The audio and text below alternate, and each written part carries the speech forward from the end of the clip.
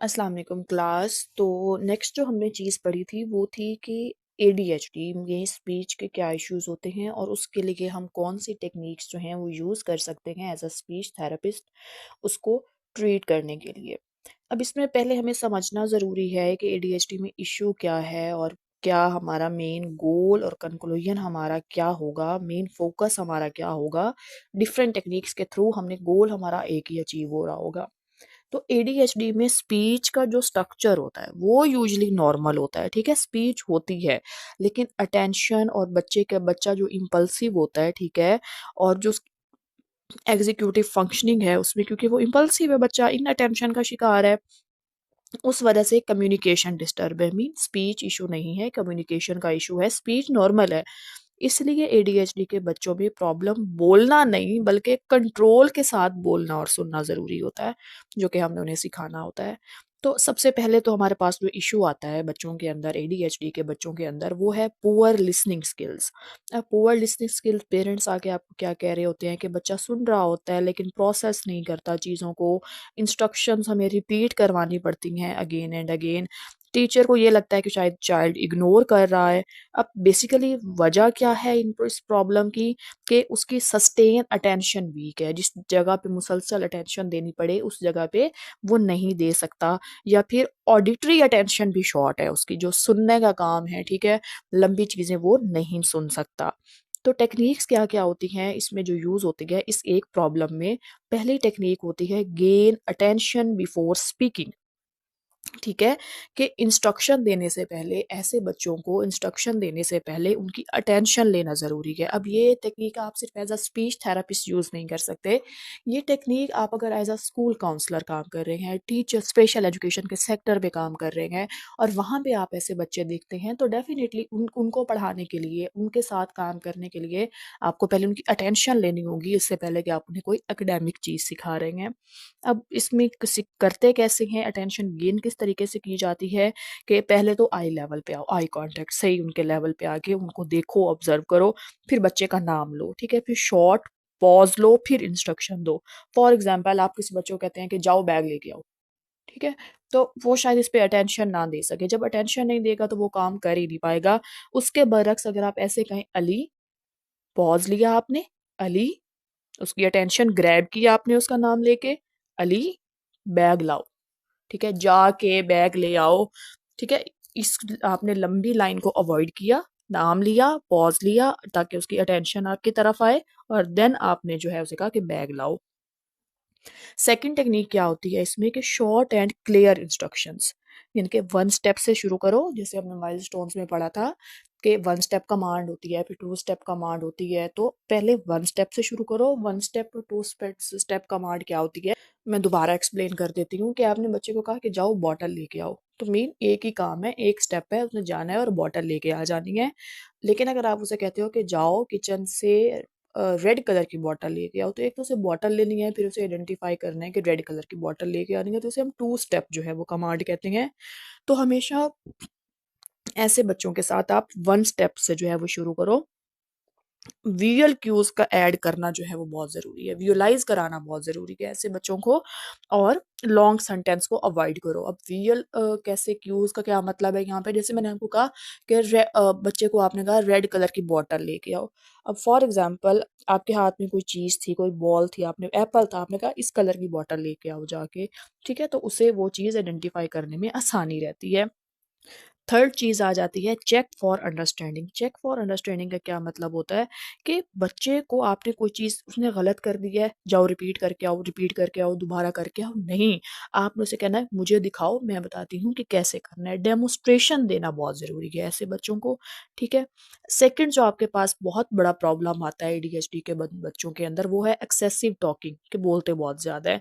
अब पेरेंट्स कैसे आके एक्सप्लेन करते हैं कि बच्चा बहुत बोलता है, क्लास डिस्टर्ब होती है, टॉपिक से बाहर चला जाता है, दरमियान में बोल पड़ता है, समथिंग लाइक दैट। रीज़न क्या है, एक तो कोर रीज़न क्या है, बच्चा इम्पल्सिव है और सेल्फ रेगुलेशन वीक है उसकी।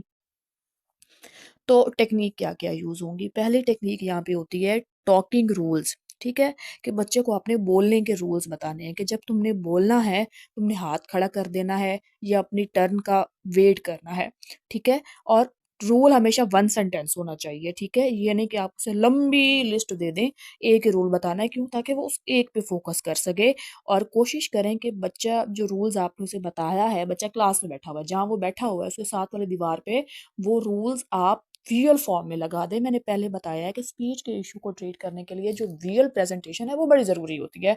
आप एक चार्ट लगा दें, उसके ऊपर पिक्चर्स लगा दें कि बच्चे ने हाथ खड़ा किया हुआ है फॉर एग्ज़ाम्पल, तो वो उसकी वो हिट करता रहता है, उसके मेमोरी में चली चली जाती है वो चीज़, उसकी बिहेवियर में भी फिर आहिस्ता-आहिस्ता आ जाती है। सेकंड चीज़ इसमें आती है टोकन सिस्टम, टोकन इकोनॉमी का कॉन्सेप्ट। जैसे कि हमने सबसे पढ़ा हुआ है पहले कि टोकन इकोनॉमी क्या होती है, रीइंफोर्समेंट की ही एक एग्जांपल है कि जब आप सही तरीके से बात करोगे, क्योंकि हम एक्सेसिव टॉकिंग में ये यूज़ कर रहे हैं, तो जब आप सही तरीके से बात करोगे तो आपको क्या है, एंड में रिवॉर्ड दिया जाएगा। अब यहाँ पे हमारा एक मेन मकसद ये है एक्सेसिव टॉकिंग के अंदर कि हमने बच्चे की स्पीच को सप्रेस नहीं करना, कंट्रोल करना है डिफरेंट तरीकों से। ठीक है? अब 2 टेक्निक्स मैंने बता दी हैं, ठीक है? तो इसके अलावा जब आप काम करते हैं ना, तो एट द स्पॉट आपके माइंड में बहुत चीज़ें आ जाती हैं, बस आपको गोल पता होना चाहिए कि हमने बच्चे को बोलने देना है, लेकिन सही मौके पे बोलने देना है, तब उसे स्टॉप नहीं करना, ठीक है? थर्ड जो हमारे पास एक चीज़ आ जाती है, अब वो आती है एडीएचडी के बच्चों के अंदर प्रॉब्लम आता है कि ये इंटरप्ट करता है दूसरों की बात के अंदर, दूसरों की बात काटता है, अपने टर्न का वेट नहीं करता। रीज़न क्या है? पुअर इम्पल्स कंट्रोल है डेफ़िनिटली। तो बच ऐसे टेक्नीक क्या-क्या यूज़ होती हैं? सबसे पहले तो वही टेक्नीक है जो एक्सेसिव टॉक के अंदर है, बस यहाँ पे थोड़ा-सा उनका पैटर्न चेंज हो गया और कुछ नहीं हुआ। अब उसमें कौन-सी चीज़ आ सकती है कि बच्चे को हम टर्न टेकिंग गेम सिखा सकते हैं, मतलब ऐसे गेम जिसके अंदर उसे अपनी टर्न का वेट करना होगा।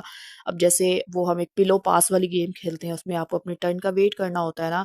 टेबल टेनिस खेलते हैं जिसमें अटेंशन भी देनी पड़ती है और जब आपके पास बॉल आएगी तभी आपने हिट करना है, ठीक है? तो इस तरह की चीज़ें बच्चे के साथ हम कर सकते हैं। उसके बाद जो है बच्चे के अंदर एक और इश्यू होता है जो बड़ा मेजर इश्यू है, वो ये है कि टॉपिक मेंटेनेंस इश्यू होता है बच्चे के अंदर। लाइक बात स्टार्ट एक टॉपिक से करता है, फिनिश किसी और टॉपिक पे कर देता है, दरमियान कुछ और होता है। अब रीज़न क्या है कि बच्चे की वर्किंग मेमोरी वीक है और डिस्ट्रैक्टिबिलिटी क्या है, वो हाई है। उस वजह से ये चीज़ हो रही होती है।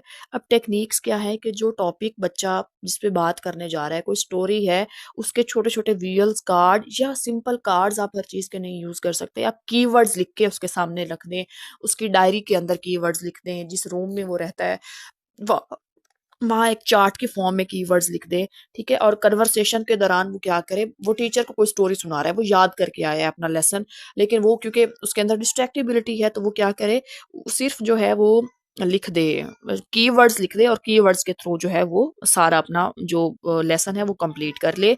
बच्चे को स्ट्रक्चर कन्वर्सेशन प्रैक्टिस करवानी पड़ती है और पहले शॉर्ट कन्वर्सेशन हमने सिखानी है, जिसपे हमने उसे बताना है कि ये तुमने चीज़ बोलनी है, उसका स्टार्ट ये है, मिडल ये है, एंड ये है, ठीक है? और दरमियान में हमने उसे जेंटल रीडायरेक्शंस देते रहना है, क्योंकि जब आप उसे शॉर्ट पैराग्राफ भी सिखाओगे, तो वो डिस्ट्रैक्ट हो जाएगा, कुछ और कहने लग जाएगा। तो आपने जेंटल तरीके से कहना है कि नहीं, हम टॉपिक से हट रहे हैं, हम उसके मिडल में थे या हम उस टॉपिक के अभी स्टार्ट में थे या एंड पे थे, तो पहले वो कंप्लीट करो, फिर हम आगे जाएँगे, ठीक है? तो ये चीज़ें हैं। फिफ्थ जो प्रॉब्लम आता है बच्चे में, वो होता है डिफ़िकल्टी फॉलोइंग इन इंस्ट्रक्शंस के, इंस्ट्रक्शंस को फॉलो नहीं कर सकता। पेरेंट्स क्या कहते हैं कि मल्टीपल स्टेप इंस्ट्रक्शंस जो हैं वो ये मिस कर देता है, टास्क को अधूरा छोड़ देता है। रीज़न क्या है? एग्ज़ीक्यूटिव जो फंक्शनिंग है, जो हायर लेवल की फंक्शनिंग है, उसमें डेफ़िसिट है, कमज़ोर है। अब टेक्निक्स इसमें क्या-क्या यूज़ हम कर सकते हैं कि सबसे पहले तो ब्रेक कर दें टास्क को इन स्टेप्स में, ठीक है? एक टाइम पे एक इंस्ट्रक्शन दें बच्चे को, या उसे चेकलिस्ट बना के दे दें कि पहले तुम्हें ये करना है, फिर ये करना है, 3rd, 4th, 5th and 10th तक। तो जब एक चीज़ कर लो तो उसको टिक मार कर देना दूसरे को, तीसरे को। तो इस तरीके से ऐसे बच्चों को जो है वो टास्क दिए जाते हैं। तो और बाकी एडीएचडी के बच्चों के अंदर भी वो ऑटिज़्म वाले बच्चों का इश्यू होता है। कौन-सा? कि इनकी सोशल कम्युनिकेशन, सोशल लैंग्वेज जो है वो ख़राब है, यानी कि वीक फ्रैग्मेटिक है। तो इसमें हम प्रॉब्लम क्या है? सोशल क्यूज़ को मिस करता है, टोन सही नहीं है। तो टेक्नीक क्या है? रोल प्ले सिचुएशंस जो हमने पहले भी पढ़ी, पहले भी मैंने आपको बताई, और वो ही आप एडीएचडी के बच्चों में भी रिपीट कर सकते हो, जो हमने ऑटिज़्म के बच्चों में पढ़ी। और वीडियो मॉडलिंग के थ्रू भी आप सिखा सकते हो और खुद भी मॉडलिंग करके दिखा सकते हो। एक जो है वो थ्योरेटिकल जो है वो सिचुएशन क्रिएट करके वो रोल परफॉर्म आप करके दिखा सकते हो। अब हम अगर कंक्लूजन की तरफ जाएँ, तो हमें ये चीज़ अंडरस्टैंड होती है कि